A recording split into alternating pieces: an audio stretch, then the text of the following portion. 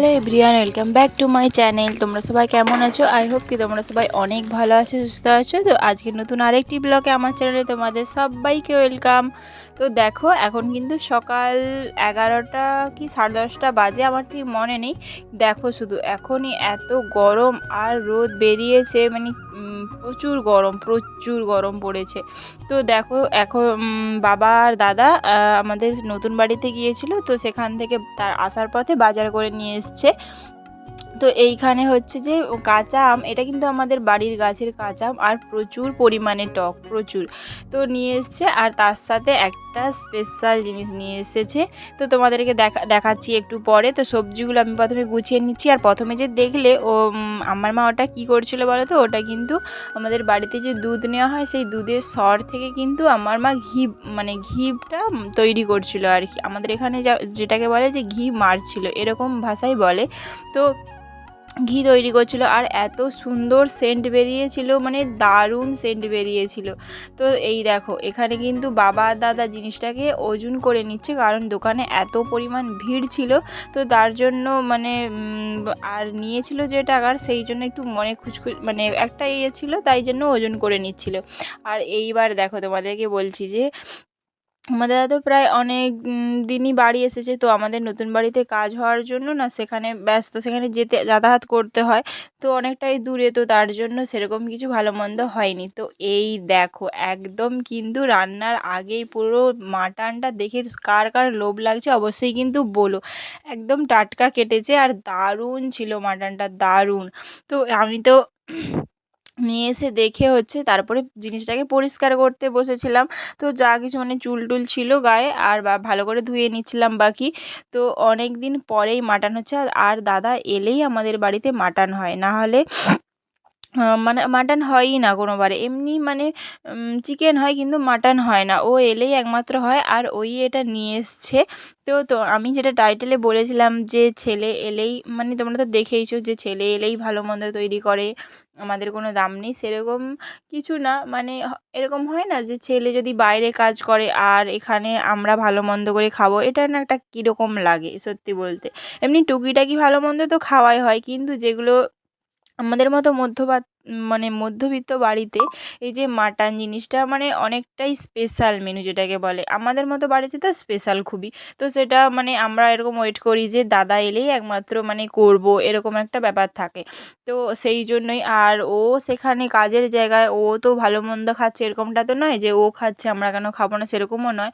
ওকেও কাজ করতে হয় অনেক কষ্ট করে, মানে খাওয়া দাওয়া তো একদমই ভালো না, হোটেলের খাবার যেহেতু।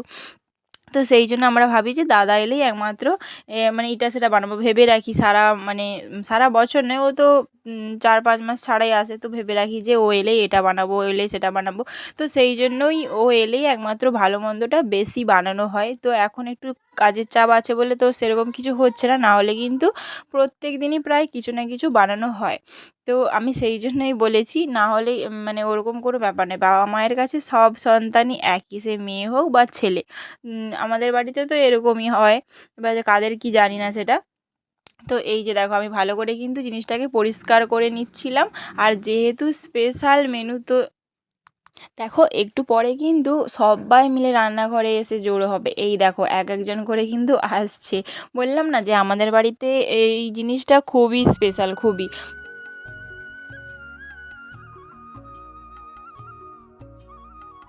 আর জানো তো, আমাদের বাড়িতে মাটন রান্না হওয়া মানেই কিন্তু আলু আর পেঁপে দিয়ে পাতলা পাতলা ঝোল, এর থেকে মানে অন্য কিছু আইটেম বানানোই হয় না, মানে কোনো দিনই হয় না, সব সময়ই শুধু পাতলা ঝোল হয়। আগে তো আলু দিয়ে হতো, এখন আবার তার সাথে পেঁপে অ্যাড হয়েছে। তো পেঁপে দিয়ে নাকি খুবই ভালো লাগে, কে জানে, আমি জানি না, আমি তো আলুটাই পছন্দ করি। আর সেটা যাই হোক, চিকেন হোক আর মাটন হোক। তো আমার দাদাও বললো যে পেঁপে মানে বেশি করে পেঁপে দিবি, পেঁপে দিলেই বেশি ভালো লাগে খেতে। আর এদিকে বাবা মায়ের সুগারের জন্য আলু না দিয়ে যদি পেঁপে দিই তো অনেকটাই ভালো হবে, মানে আলুটা কম দিয়ে।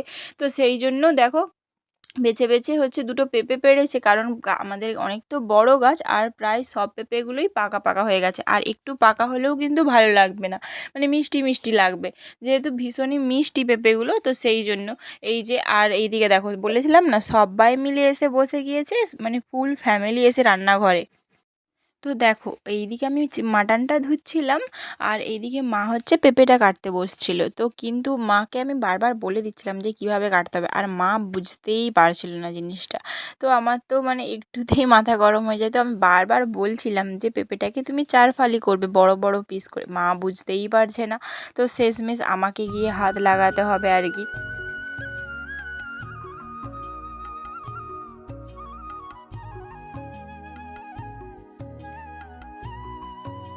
তো দেখো আমি মাটনটা শুধু চিকেন হয়ে যাচ্ছে, মাটনটা ধোয়ার পরে তো এইদিকে দেখো পেঁপেটাও কাটতে বসে গিয়েছি।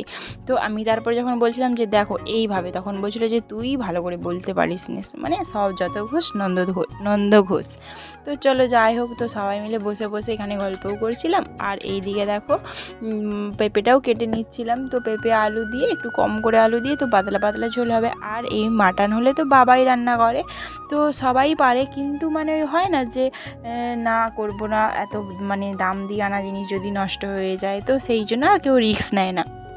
তো এইদিকে শুধু মাটনই হবে, মাটনের ঝোল আর ভাত, আর কিছু হবে না বলেছিল মা ভাজাভুজি করতে। তো এত গরম, তো বেশি কিছু খাওয়া একদমই ভালো নয়, বিশেষ করে তেলের জিনিস তো একদমই নয়।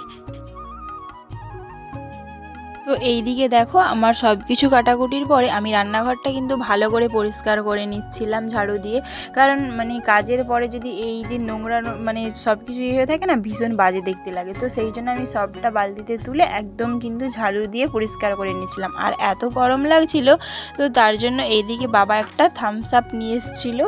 তো অনেক দিন পরই থামস আপ খাচ্ছি, এমনি সময় তো আমাদের স্প্রাইট খাওয়া হয়। তো থামস আপটা আমি সেই মনে হয় ছোটোবেলার দিকেই খেয়েছিলাম, তো অনেক দিন পরে খাচ্ছি। তো দেখো অনেকটা তৃপ্তি হচ্ছে, কিন্তু যেহেতু একটু আগেই নিয়ে এসছে তো বেশি কিন্তু ঠান্ডা হয়নি। তো নাই হোক ঠান্ডা, তবুও খেলে মনে হবে যেন মানে ওই যে হয় না যে মানে মনের মধ্যে একটা থাকে যে খাবো খাবো এরকম একটা ব্যাপার। তো আমি খাওয়ার পরে সবাইকে, এইদিকে দাদাকেও প্রথমে দিয়েছিলাম, তারপরে আমি খেলাম, আর এদিকে বাবা মাকেও দিয়ে দেবো, ওকে দিয়ে পাঠিয়ে দিয়েছি। তো এইদিকে বসে বসে খাচ্ছিলাম, তবুও এত গরম লাগছিল, মানে বিশ্বাস করো কদিন ধরে না ভীষণ তাপ হয়েছে, ভীষণ। একটু বৃষ্টিও হচ্ছে না, মেঘ হচ্ছে কিন্তু বৃষ্টি হচ্ছে না, মানে প্রচুর জ্বালাতন লাগিয়েছে যেন। তো এইদিকে দেখো খেতে খেতে জিনিসটার এত ঝাঁঝ লাগছিল যে আমার তো পুরো গলার মধ্যে আটকে গিয়েছিল, মানে গলাতে মানে হয় না যে সেই আটকে গেলে প্রচুর পরিমাণে লাগে, তো সেই রকম প্রচুর মানে লাগছিল আর কি।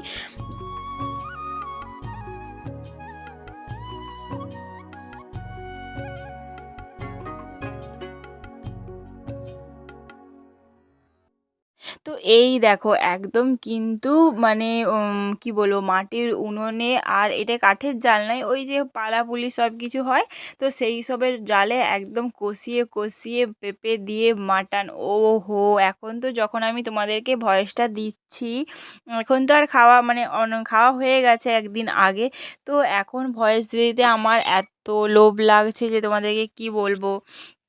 তো মানে প্রচুর লোভ লাগছিল। আর এই দেখো এইদিকে আমি বাবাকে ভিডিও করতে দিয়েছিলাম, আর হচ্ছে বাবা মায়ের ভিডিও করতে করতে তার সাথে নিজের দিকে ঘুরিয়েও মানে অত তো বুঝতে পারে না যে জিনিসটা আমি কিসের জন্য করছি।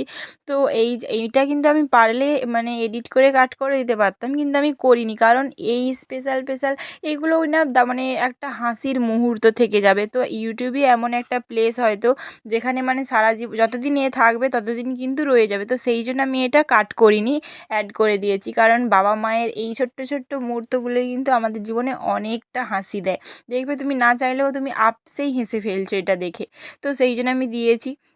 তো এই দেখো অনেক অপেক্ষার অবসান মানে ঘটেছে, অনেক অপেক্ষা করার পরে আমাদের কিন্তু একদম লাল লাল মাটনের ঝোল রেডি। শুধু দেখেছো এত টেস্টি হয়েছিল, মানে প্রচুর টেস্টি হয়েছিল, আর মাটনটাও দারুণ টেস্ট ছিল। তো এই যে সবাই মিলে খেতে বসে গিয়েছি, একদম মানে জাম নিয়ে বসেছি, আর সবাইকে পরিবেশন করার দায়িত্ব তো আমারই থাকে। তো খাওয়া দাওয়ার পরে প্রায় 4টের দিকে বেরিয়ে আমার মাসিমণিদের বাড়ি গিয়েছিলাম, তো সেখানে অনুষ্ঠান ছিল। তো এই যে দেখতে পাচ্ছ সবাই মিলে মেলাই দেখতে যাচ্ছি খাওয়া দাওয়ার পরে। তো এখন কিন্তু বাজে প্রায় 11টা 10 রাত্রি। তো যাব করে খাওয়া দাওয়া করে সবাই এত রাত্রিতে বেরিয়েছি শুধুমাত্র ফুচকা আর আইসক্রিম খাবো বলে, ভাত খাওয়ার পরে বেরিয়েছি। চলো আজকের মতো এই পর্যন্ত, টাটা, সবাইকে ভালো থেকো।